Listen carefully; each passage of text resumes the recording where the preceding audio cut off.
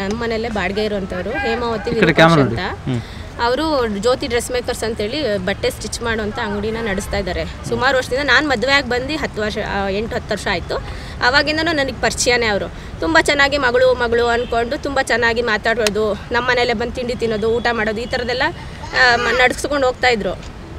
Next ಏನು ಅಂತಂದರೆ ಚೆನ್ನಾಗೇ ಇದ್ರಲ್ಲ ಅಂತ ನಮಗೂ ಒಂದು ಕಾನ್ಫಿಡೆಂಟ್ ಇತ್ತು. ಮನೆ ತೊಗೊಂಡ್ರು, ತೋಟ ಎಲ್ಲ ಇದೆ, ಚೆನ್ನಾಗಿದ್ದಾರಲ್ಲ ಅಂತ ಹೇಳ್ಬಿಟ್ಟು.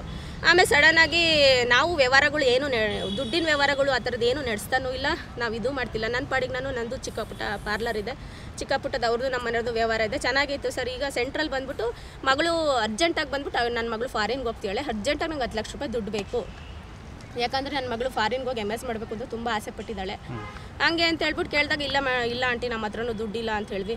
ಇಲ್ಲ ಕಣೆ, ಸ್ವಲ್ಪ ಒಡವೆನಾರು ಪ್ಲೆಡ್ಜ್ ಮಾಡಿಬಿಟ್ಟು ಕೊಡಿ, ನಾನು ಅದಕ್ಕೇನು ಎಲ್ಲ ಕೊಡ್ತೀನಿ ನಾನು, ಯಾಕಂದರೆ ನಂದು 1 ಕೋಟಿದು ಕೊಡ್ಸೋದ್ರಲ್ಲಿ ಚೀಟಿ ಹಾಕಿದ್ದೀನಿ.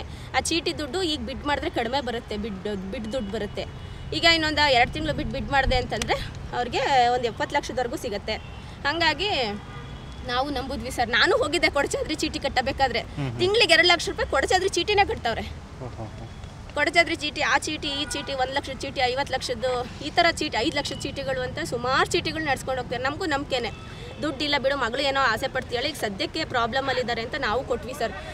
ಹೆಂಗೆ ಅಂತಂದರೆ ನಿಮ್ಮ ಹತ್ರ ಹೇಳಿದಂಗೆ ನಮ್ಮ ಹತ್ರ ಇಸ್ಕೊಳ್ಳೋದು, ನಮ್ಮ ಹತ್ರ ಹೇಳಿಲ್ದಂಗೆ ಬೇರೆಯವ್ರ ಹತ್ರ ಇಸ್ಕೊಳ್ಳೋದು. ನಿಮ್ಮ ಹತ್ರ ಒಬ್ಬರ ಹತ್ರ ನಾವು ವ್ಯವಹಾರ ಮಾಡ್ತಿರೋದು, ಯಾರ ಹತ್ರ ನಾವು ದುಡ್ಡು ಇಸ್ಕೊಂಡಿಲ್ಲ. ನೀವು ನಂಬಿಕೆ ಅಲ್ವಾ, ನಮ್ಮ ಮನೆ ಫ್ಯಾಮಿಲಿ ಥರ ನಾವು ಅಂದ್ಕೊಂಡಿದ್ದೀವಿ ನಿಮ್ಮನ್ನು ಅಂತ ಹೇಳ್ಬಿಟ್ಟು ನಮ್ಮ ಹತ್ರ ದುಡ್ಡು ಇಸ್ಕೊಂಡು ಮೋಸ ಮಾಡಿದ್ರೆ ಸರ್. ಈಗ ನೀವು ನಿಮ್ಮ ಮತ್ತು ನಿಮ್ಮ ಫ್ಯಾಮಿಲಿ ಒಟ್ಟು ನೀವೆಷ್ಟು ಕೊಟ್ಟಿದ್ದೀರಿ? ನಾವು 20 ಲಕ್ಷ ಕೊಟ್ಟಿದ್ದೀವಿ ಸರ್. ನಮ್ಮ ಬ್ರದರ್ ಕಡೆಯಿಂದ 10 ಲಕ್ಷ ಕೊಡಿಸಿದ್ದೀವಿ, ನಾವು 10 ಲಕ್ಷ ಕೊಟ್ಟಿದ್ದೀವಿ ಸರ್. ಸುಮಾರು ಜನಕ್ಕೆ ಸರ್ 10 ಲಕ್ಷ 5 ಲಕ್ಷ ಮನಸ್ಸಿಗೆ ಬಂದಂಗೆ ದುಡ್ಡು ಇಸ್ಕೊಂಡಿದ್ದಾರೆ. ಅಟ್ ಎ ಟೈಮ್ ಪ್ರೆಸೆಂಟ್ ಈಗಲೂ ದುಡ್ಡು ಕೇಳ್ತಾನೆ ಇದ್ದಾರೆ. 5 ಲಕ್ಷ ಕೊಡಿ ಅಂತಾರೆ, 5 ಲಕ್ಷ ಇಲ್ಲ ಮೇಡಮ್ ಅಂದರೆ 2 ಲಕ್ಷ ಕೊಡಿ ಅಂತಾರೆ, 2 ಲಕ್ಷ ಇಲ್ಲ ಅಂದರೆ 50,000 ಕೊಡಿ ಅಂತ ಜನಗಳ ಹತ್ರ ಇನ್ನೂ ಕೇಳ್ತಾನೆ ಇದ್ದಾರೆ ಸರ್. ಇದು ಏನು ಗೊತ್ತಾ, ಇದೊಂಥರ ವೈರಸ್ ಥರ. ಇದು ಇಂಥವ್ರ ಜನಗಳ ಮಧ್ಯೆ ಇದ್ದರೆ ವೈರಸ್ಗಳ ಥರ ಇವರು, ಯಾರನ್ನೂ ಬಿಡಲ್ಲ, ಯಾರನ್ನೂ ಬದುಕಕ್ಕೆ ಬಿಡಲ್ಲ. ಈಗ ಎಷ್ಟು ಜನಕ್ಕೆ ಆ ಥರ ಮೋಸ ಮಾಡಿದ್ದಾರೆ ಅವರು? ಸುಮಾರು ಜನಕ್ಕೆ ಸರ್, ಲೆಕ್ಕನೇ ಇಲ್ಲ ಸರ್. ಅದು ಇನ್ನೂ ಅಂಗಡಿ ಹತ್ರ ಜನಗಳು ಬಂದು ಕೇಳ್ತಾನೆ ಇದ್ದಾರೆ. ಅಂದಾಜು ಅಂತಂದ್ರೆ 3 ಕೋಟಿ ಹತ್ತತ್ರ ದುಡ್ಡು ಇಸ್ಕೊಂಡಿದ್ದಾರೆ ಅಂತ ಅಂದಾಜಿದೆ ಸರ್. 3 ಕೋಟಿ ಹತ್ತತ್ರ. ಈಗ ನೀವು ಪೊಲೀಸ್ ಕಂಪ್ಲೇಂಟ್ ಕೊಟ್ಟಿದ್ದೀರಾ? ಕಂಪ್ಲೇಂಟ್ ಆಗಿದೆ ಸರ್. ಏನಂತ ಕಂಪ್ಲೇಂಟ್ ಕೊಟ್ಟಿದ್ದೀರಿ? ಕಂಪ್ಲೇಂಟ್ ಅದೇ ಸರ್, ಚೀಟಿಂಗ್ ಕೇಸ್ ಅಂತೇಳಿ ಎಲ್ಲರ ಹತ್ರನೂ ಮೋಸ ಮಾಡಿದರೆ ದುಡ್ಡು ಇಸ್ಕೊಂಡು ಅಂತ ಚೀಟಿಂಗ್ ಕೇಸು ಕೊಟ್ಟಿದ್ದೀವಿ. ನಮ್ಮದು ಮನೆ ಅಂಗಡಿ ಬಾಡಿಗೆನೂ ಕೊಟ್ಟಿಲ್ಲ ಸರ್, 2 ವರ್ಷ ಆಯಿತು. ಅದಕ್ಕೂ ಕಂಪ್ಲೇಂಟ್ ಕೊಟ್ಟಿದ್ವಿ. ಕಂಪ್ಲೇಂಟ್ ಕಾಪಿನೂ ನಮ್ಮ ಹತ್ರ ಇದೆ, ಕಂಪ್ಲೇಂಟ್ ಕೊಟ್ಟಿರೋದು.